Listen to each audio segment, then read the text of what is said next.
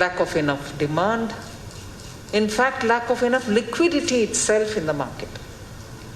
So the government gets formed post a vote on account which happened in the previous dispensation. And then within a month after that, comes up with a complete budget. And immediately after that budget, the calls from industry to meet the challenge of lack of liquidity from all over the country, and probably for the first time in history, taking the budget along even before it formally got passed. And after it got passed also, I was all over the country. I was in Calcutta too, for addressing two concerns. One, the liquidity which is so much required in the market, and what was perceived to be the stress because of taxation or tax collectors, the so-called notorious expression tax terrorism.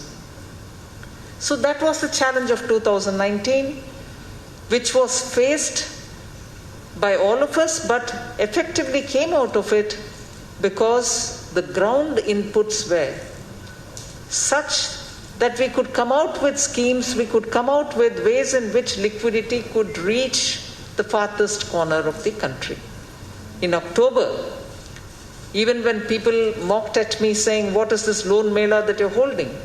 It wasn't the loan mela of the earlier regimes, 20, 30 years ago, when loan melas were given to picked and chosen people.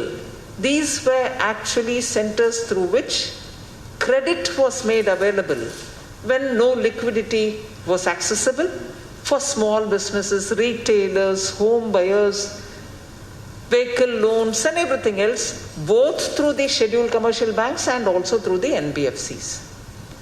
So by the time October and this loan mela, so-called outreach, credit outreach happened, and subsequently when we came up with, I was talking to one delegation earlier, came up with a scheme to fund those incomplete home projects, huge projects where people had invested money but couldn't complete the project. We came up with a scheme then in December. We also announced the National Infrastructure Pipeline in 2019. So growth, sustaining growth, during that year when liquidity was an issue, we had ways of addressing it. And by the time you saw the green shoots and you came up for the budget of 2020, within the parliament session, the budget session, which had to be collapsed because Corona spread. So 2020 budget session itself had to be condensed and cleared, post which an immediate announcement in March itself of a lockdown happened in this country, across the country. And then, as was Akash Shahji's speech, 2.7 lakh crores was announced through Pradhan Mantri Garib Kalyan Yojana. And subsequently Atmanirbhar Bharat announcements happened. With the Reserve Bank, Government of India came up with 13% of its GDP as a package. It was aimed at all sectors, agriculture, fisheries, everybody was given some way or the other assistance so that money reached the ground. People who needed it got the money. And as was rightly said, agriculture stood by India. Such wonderful revival of the rural areas happened. And it is from there that the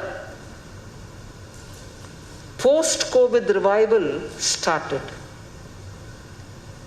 So good agriculture meant there was demand for agricultural tools, there was demand for consumer items, there was demand spilling over to tier 2, tier 3 cities. And then we also had a situation of large number of migrant workers going back to the rural areas, through which The support mechanism of Manrega, the Mahatma Gandhi Rural Employment Guarantee Scheme, was pumped up. More than 1 lakh crores were given. 64,000 crores was announced in the BE of 2020. That was ramped up. And it touched 1 lakh crore or slightly over that. That money also went through the rural economy. So sustaining the growth of the economy through COVID happened through various different ways. One such was identifying channels through which you could pump in more resources to the ground.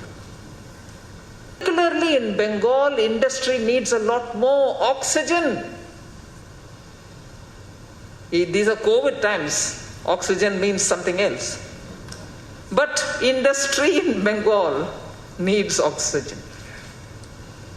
You need a lot more push and encouragement by government. We are willing to do that. We are doing it with everybody.